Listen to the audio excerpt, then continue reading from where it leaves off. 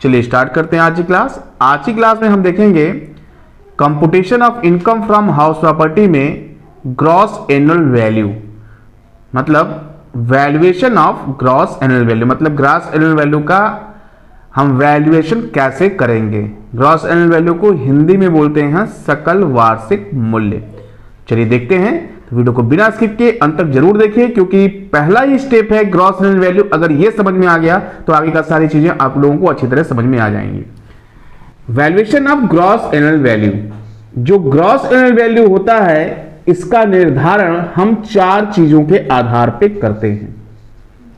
पहला है actual rent, जिसको हिंदी में वास्तविक किराया बोलते हैं।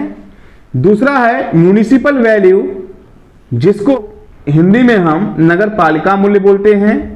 तीसरा है फेयर रेंट, जिसको उचित किराया बोलते हैं।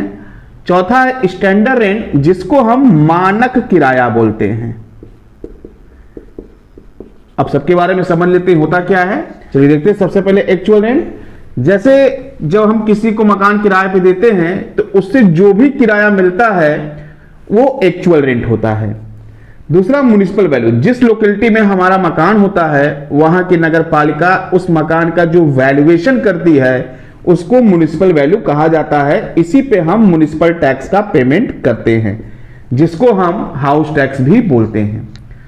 तीसरा है फेयर रेंट। फेयर रेंट मतलब उचित किराया। जैसे हम कोई मकान बनवा लिए तो उसका एक अधिकतम किराया डिसाइड करेंगे, मैक्सिमम रेंट कितना होना चाहिए, कितने पे किराए पे देना उचित रहेगा। तो ये तो हमने डिसाइड किया, लेकिन मिलता क्या है? एक्चुअल रेंट जो किराएदार देता है। मतलब फेयर रेंट एक तरह से एस्टिमेटेड रेंट होगा, अनुमानित किराया होगा जो मकान का मालिक निर्धारित करता है कि इतना मिलना चाहिए। चौथा है स्टैंडर्ड रेंट, जो कि अंडर रेंट कंट्रोल एक्ट होता है, जिसको हिंदी में मानक किराया बोलते हैं, जो किराया नियंत्रण अधिनियम के अंतर्गत आता है और यह मेट्रोपोलियन सिटी में ही लागू होता है, मतलब जैसे मुंबई, चेन्नई, दिल्ली, कोलकाता में।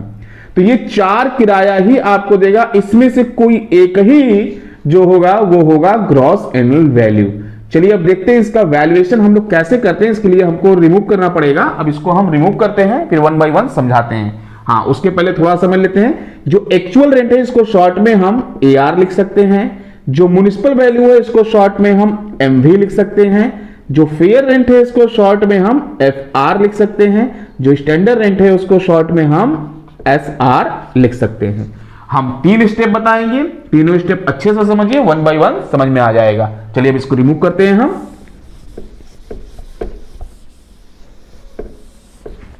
जैसा कि हमने चार किराया आपको बताया।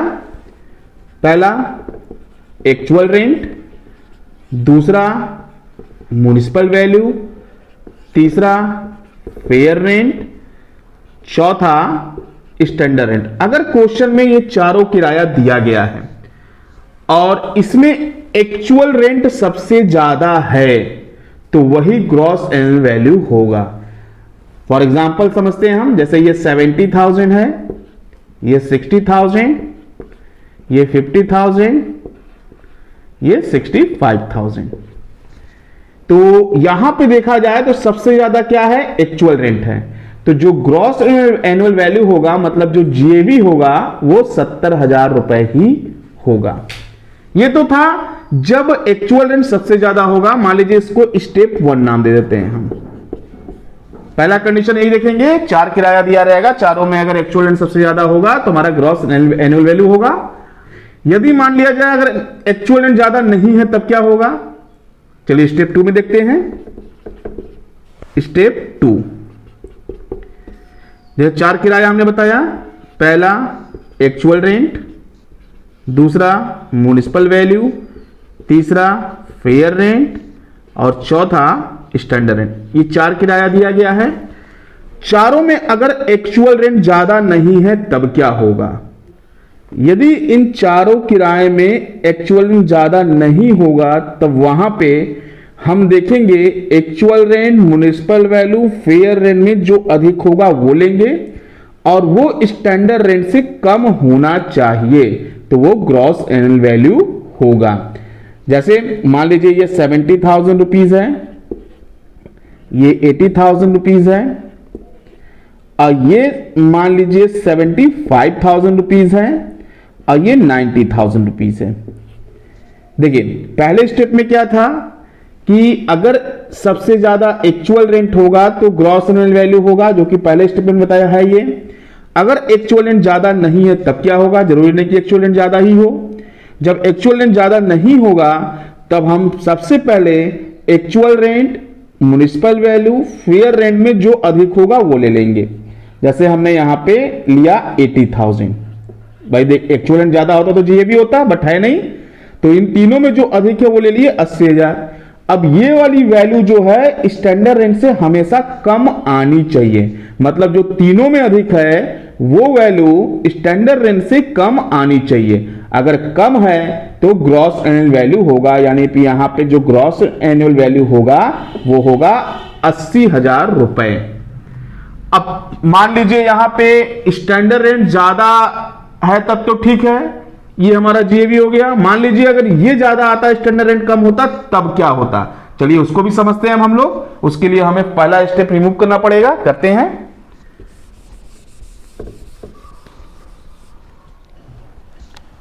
स्टेप 3, 4 किराया मिलेगा यहां पे, actual rent, municipal value, fair rent, standard rent. देखिए पहले स्टेप में था एक्चुअल रेंट सबसे ज्यादा होगा तो जीएबी होगा। दूसरे स्टेप में था अगर एक्चुअल रेंट ज्यादा नहीं होगा, actual rent, municipal value, fair rent में कंपेयर करेंगे, जो अधिक होगा लेंगे, वो स्टैंडर्ड रेंट से कम होना चाहिए। तीसरा स्टेप है अगर मान लीजिए जो actual rent, municipal value, fair rent में हमने कंपेयर किया, अधिक वाले को लिया, अब वो स्टैंडर्ड रेंट से अधिक होगा तब क्या होगा, चलिए देखते हैं। जैसे मान लीजिए यहां पे 70,000 है एक्चुअल रेंट, ये 80,000 है और ये हमारा 65,000 है और ये हमारा जो है ये 75,000 है। अब यहां पे देखिए पहला कंडीशन जो था एक्चुअल रेंट सबसे ज्यादा है नहीं, तो यहां पे जो ग्रॉस एनुअल वैल्यू होगा वो हो नहीं सकता है। इन तीनों में हम कंपेयर करेंगे तो आया 80,000 रुपए, 80,000 रुपीज। ये 80,000 अगर स्टैंडर्ड रेंट से कम होता तो ग्रॉस एनुअल वैल्यू होता, बट यहां पे है नहीं। तो ऐसी कंडीशन में स्टैंडर्ड रेंट और एक्चुअल रेंट में जो अधिक होगा वो ग्रॉस एनुअल वैल्यू होगा। तो यहां पे स्टैंडर्ड रेंट ही अधिक है, तो यहां पे जो ग्रॉस एनुअल वैल्यू होगा वो होगा 75,000 रुपीज। अगर यहां पे ये अधिक होता एक्चुअल रेंट तो actual rent gross annual value होता। फिर से समझ लेते हैं हम लोग। देखिए सबसे पहला कंडीशन था actual rent, municipal value, fair rent, standard rent में अगर एक्चुअल रेंट सबसे ज्यादा होगा तो वो ग्रॉस एनुअल वैल्यू होगा। अगर एक्चुअल रेंट सबसे ज्यादा नहीं होता है तो सेकंड कंडीशन में देखते हैं हम, actual rent, municipal value, fair rent में जो अधिक होगा लेंगे। जैसे यहां पे हमने लिया 80,000, ये वैल्यू स्टैंडर्ड रेंट से कम होगी तो ग्रॉस एनुअल वैल्यू होगा। अगर नहीं कम होगी तो स्टैंडर्ड रेंट एक्चुअल रेंट में जो अधिक होगा वो ग्रॉस एनुअल वैल्यू होगा। ये था ग्रॉस एनुअल वैल्यू निकालना, क्योंकि जब तक ये नहीं निकलेगा तब तक आगे का प्रोसेस हम नहीं कर सकते हैं। तो अभी के लिए बस इतना ही, मिलते हैं हम लोग नेक्स्ट वीडियो में इससे रिलेटेड क्वेश्चन के साथ। वीडियो पसंद आया हो तो इसको लाइक कीजिए और ज्यादा से ज्यादा शेयर कीजिए ताकि हर एक बच्चे तक पहुंच सके। अगर आपने अभी तक हमारे चैनल को सब्सक्राइब नहीं किया है तो सब्सक्राइब कीजिए, साथ में बेल आइकन को जरूर दबाइए ताकि लेटेस्ट अपडेट आपको मिलता रहे। धन्यवाद, आपका समय शुभ हो।